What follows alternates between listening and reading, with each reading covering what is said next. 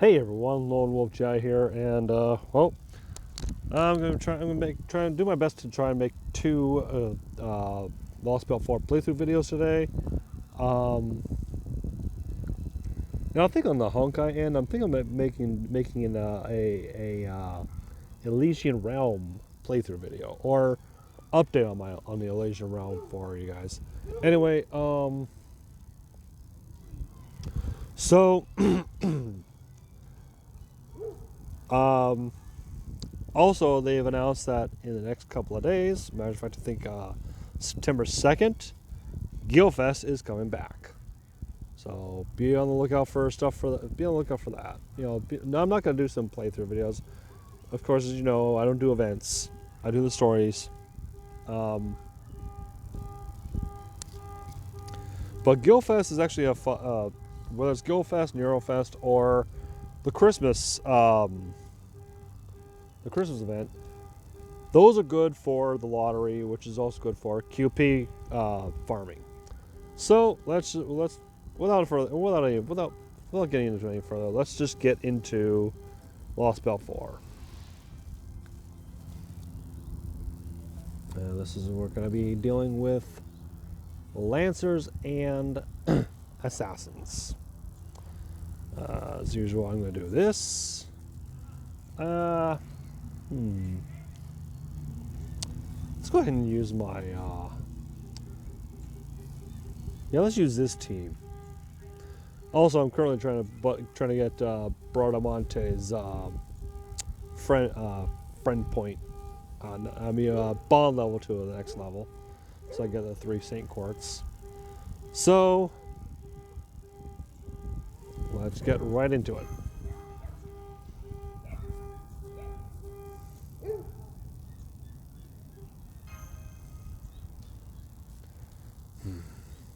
Oh, all right. Should be safe to discuss this. Now we've come this far. What is the meaning of this? This world runs on the Yuga cycle. But needless to say, these aren't proper Yugas. A real Krita Yuga, or Satya Yuga, depending on who you ask, is supposed to last for 4,800 years. Then the Treta Yuga is supposed to last for 3,600 years. The Dvapara Yuga for 2,400. And the Kali Yuga for 1,200. And on top of that, these are in God years, where each one is equivalent to 360 human years. Suffice to say, we're talking about a really long cycle. Whereas in this world, it would seem like the ratios have been preserved, given that each yuga is apparently 4, 3, 2, and 1 day long, respectively. So 10 days. That's right. But the people I've talked to here said things weren't always like this. It used to be that the Yuga cycle lasted for hundreds of years, or maybe even longer. So that is what this world was like immediately after it was pruned away and became a Lostbelt. Right. I'm sure the period where Kali would show up had to have been proportionally longer back then. But I'd also bet they showed up much less frequently than they do now. Otherwise, the people here would have gone extinct long ago. But over time, the cycle got shorter and shorter, and now it only lasts 10 days.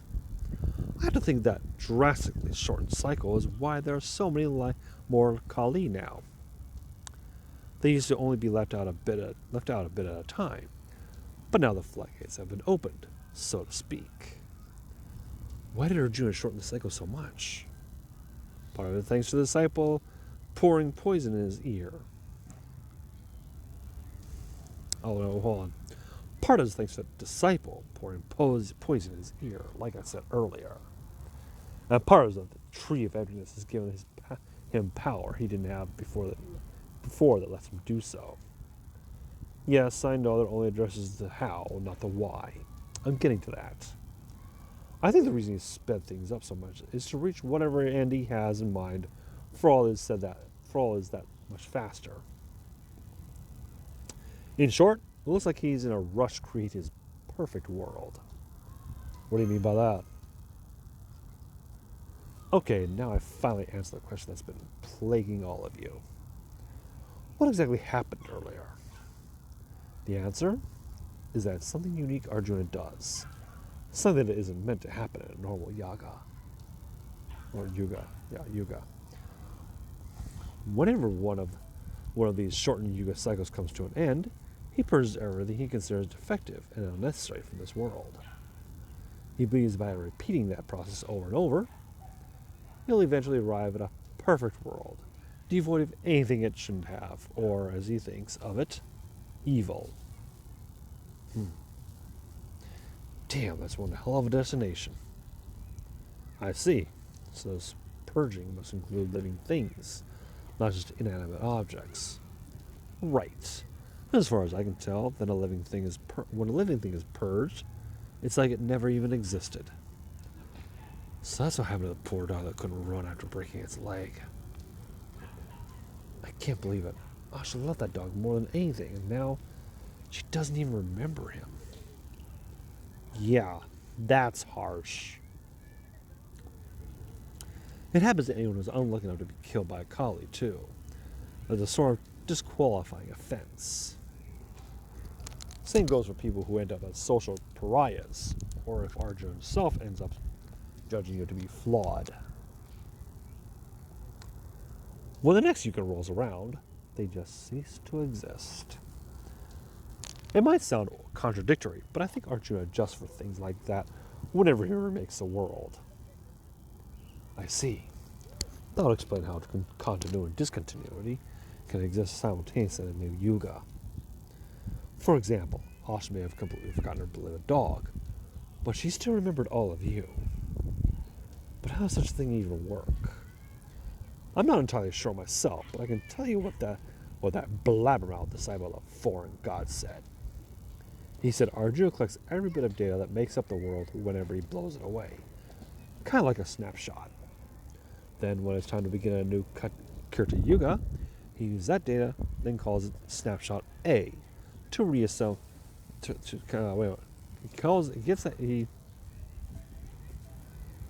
He used that data, let's call it snapshot A, to reassemble the world.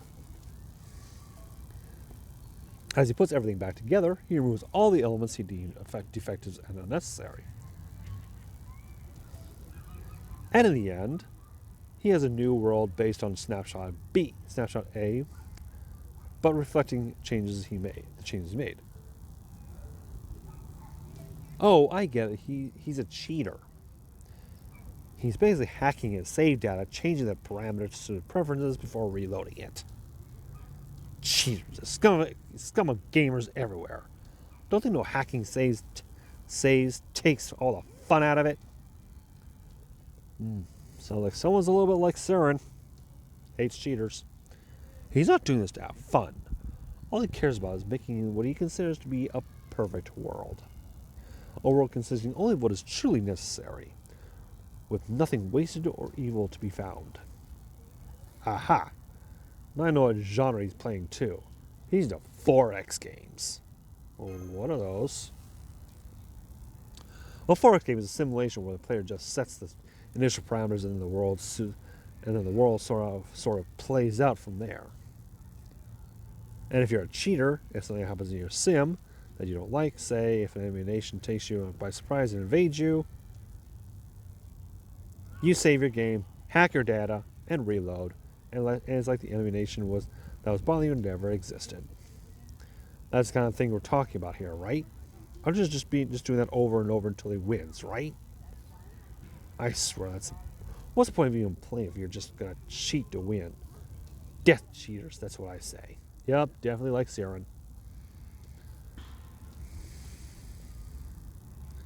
I guess some people just care about the destination, not the journey. Video game analogies aside, if that's true, it sounds like Arjuna isn't remaking the world from scratch every time he resets the cycle then. Instead, he's basically treating the world like a model, adding new parts, removing old ones. Then it would stand to reason that, strictly speaking, the people here may not be dying and being brought back to life. Yeah, it seems more likely that everything down to their soul is being saved as data, and that their memories are being modified when they're back into the new world. And if that's the case, we're talking about a much smaller scale feat than creating the entire universe from nothing. It's still a big freaking deal, don't get me wrong.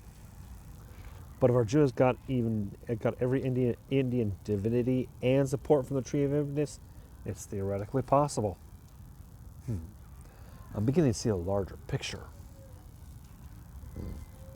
There's something about this Lostbelt that is almost reminiscent of a singularity. The Russian, Scandinavian, Chinese Lostbelts we've seen so far were all the result of a world some definitive event happened in their respective paths to dramatically change the course of history. But this Indian Lostbelt is still in the middle of its definitive event. Here, its king is actually trying to evolve this world by regularly recreating it with parameters that would be unthinkable in proper human history. While he has yet to reach his goal of a perfected world, I suspect the reason this world was pruned, is that the very act of trying to change it in such a manner was considered a mistake. What is the director guard off? If you have any questions, please go right ahead. Do you ever shut up? I don't mind you explaining things, but I insist you do so concisely in a report I can read at my leisure. You just gave me flashbacks to one of my teachers in my clock tower days, who would lecture me for what felt to be like days on end. Who cares that people here are technically dying or not when this world is remade? The part that actually matters the most is that we will die if we get caught in that. I suppose you do have a point. Of course I do. Now then, I say we pivot this decision to more practical matters. Namely, how do we stay safe? And what is our next course of action? You there, Peperoncino. It's only by my good graces that you're running around outside instead of being confined in the border under lock and key. Now repay the favor by telling us something we can use, damn it. Something you can use. Well, I guess I can think of one thing. Pulling off a feat that massive takes a lot out of Arjuna. So he isn't able to move around much. And I don't just mean that long stretch of time at the end of a Kali Yuga when he charged up that noble phantasm. I'm pretty sure that, unlike most servants, he doesn't do much of anything the rest of the time either. I guess he just doesn't have access to the energy he would need to do more than ride that Vimana of his. I think that's how he spends most of his time, just riding around the Triodinus in his Vimana. On his Vimana. Of course, he may look like he's spacing out up there, but I'm sure he's actually keeping a close eye out for the next bit of evil to purge. It's probably got something to do with containing so many powerful divinities within himself. It also explains why he seems to so devoid of personality. But then, isn't that exactly why he would need other servants to handle other things for him? Ashvatthama did say something about that, didn't he? Yeah, he did. I think he called himself Lokapala. Lokapala, in original Indian mythology, Lokapalas are said to protect the world. They are the guardians of all directions. Though I don't know what that could mean. We know who their Neza is now, but who are those other two servants? I'm afraid I don't know. I was already on the outs with Arjuna when he got around to summoning them. By that time, he just considered me an outsider he didn't need to worry about. Although since the time of Shavadan's former master, he did tell his servants to eliminate me if they happened to see me. Suffice to say, I have no idea what their true names are, though I get the feeling they're an archer and a caster. I think I can make an educated guess, but there's no point in speculation at this point. We need solid info. Well, this seems to be like a good time to tell you those servants are not the only enemies we face here. There are also those sacred beasts, the mystical creatures the people here refer to as the agents of God. Oh, those? They're primitive guardian beasts Arjuna made to counteract the Kali. they manifest naturally. And since there are almost no Kali during the peaceful Krita Yuga, the beasts are supposed to just wander around like normal animals.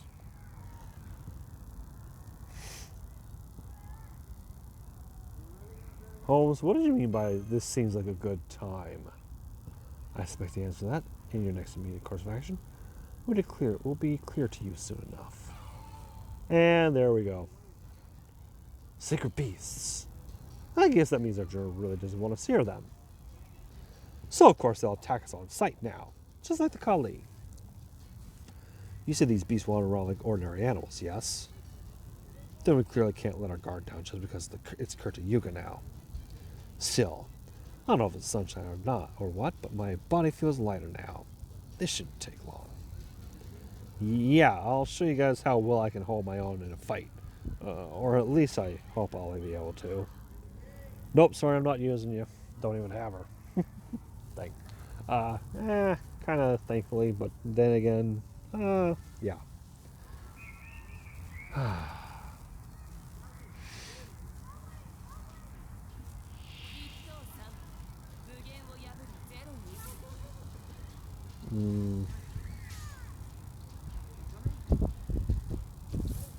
Let's go ahead and do this right here.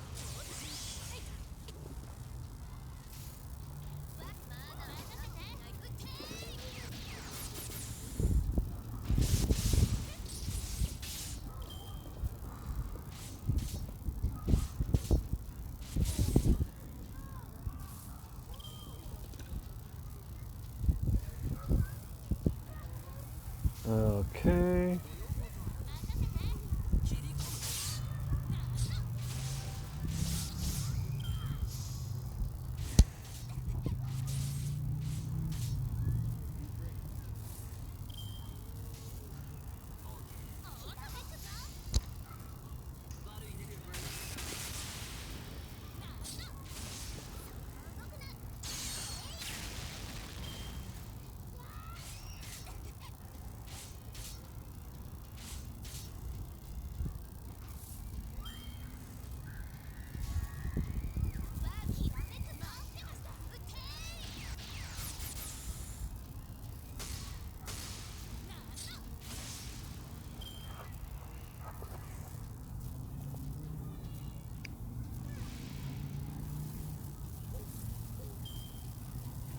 Okay.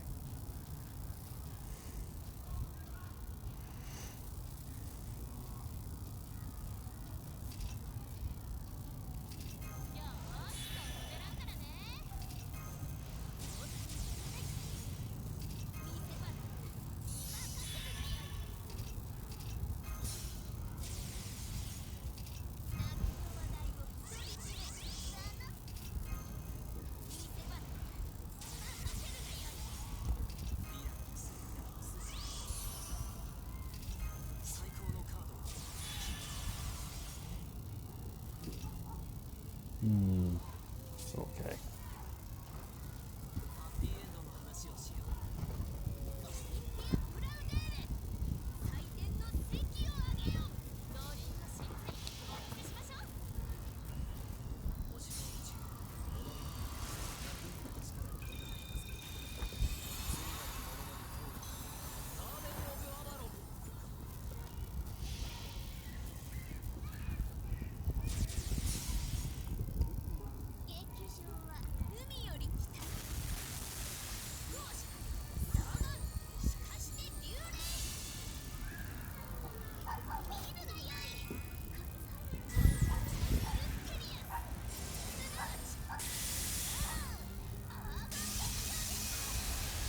Yeah, I think I took out those first and third ones.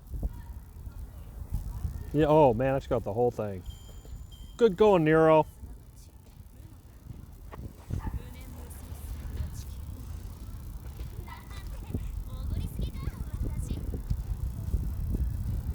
Okay.